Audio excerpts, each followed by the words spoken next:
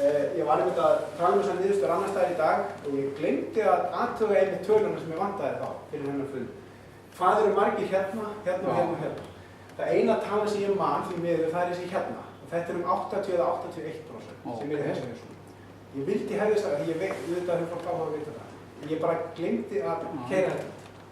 Ég veit að ég sé þetta, ég bara mæli í þetta. Má ég anspyrja einu? Þetta er svona face-to-face könnun. Telur að fólk segi satt. Ef þú kemur heim til þeirra og spyr hvort það eigi greiðsluerfiðleikum, hvort það sé tilbúið að segja já, ég næði ekki endur saman. Já, ég held að reynsla með svona kannanir er þetta að viðkvæmar spurningar að það getur myndast bias ef það er spyrið fyrir framan. Það getur myndast bias. Og eiginlega það getur myndast bjögun eða sem sagt spyrlaskekkja eða sem sagt það að þessi spyrill að spyrja spurningarna getur afbaka svar vegna þess að það er svona félagsleg samskipti í gangi og þú veist save face og eitthvað svona sko. Má ég svo byrja út ef við ætlum að hafa spurningar svona eftir? Já, ekkert málsamt en hvað er það eftir að segja næst? Það er skuldarstjórnin. Já, byrju, hvað er það að segja næst? Já, ég get fabulerað eitthvað hérna og sagt nei, svarandi líf og ekki eitthvað svona. En þú veist, eina leiðin til að vita það er bara að skoða hvað kemur út úr einhvern veginn öðruvísi könnun, eins og símakönnun út. Við ætlum þá að sjá hvað aðeins öðruvísi niðurstöður það er að spyrja í síma, það er ekki eins persónulegt sko. Og það er eina svari sem ég hef, við þurfum að bera það saman. En að því minn fókus er raun og verið ekki að meta hver er greiðsluerfiðleikar og hver ekki, þá var ég ekkert að því sko. Ég er aðalega bara að sjá hvernig greiðsluerfiðleikar tengjast óheillar. Ég held að maður ætlaði virkilega að mæla þetta, þyrfti maður vilja nota fleiri spurningar og gera þetta einhvern veginn aðeins öðru sem maður ætlaði að reyna að mæla hver er greiðsluerfiðleikar. Svo að lokum, þá reyndum við líka, við mæltum depurð, svarenda, þetta er ekki að lokum. En þá til þess með þessum spurningum hérna, í síðustu viku varstu leiður að það er lítinn áhuga að gera hluti, varstu niðurdregin eða dapur, döpur, ekki spennt fyrir að gera nokkuð, þetta er svona leiðir til að mæla þunglyndi.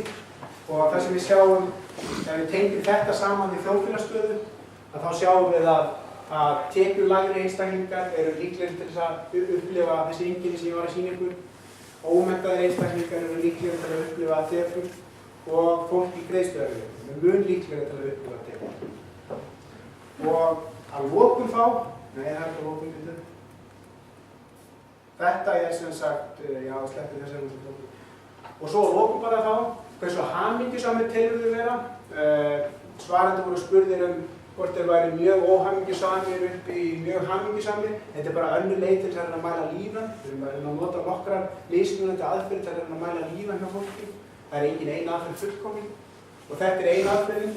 Hérna sjáum við að það er enginn sem telur sig vera svona óhamingjusaman sko. Flestir telur sig vera 8, 9 og 10.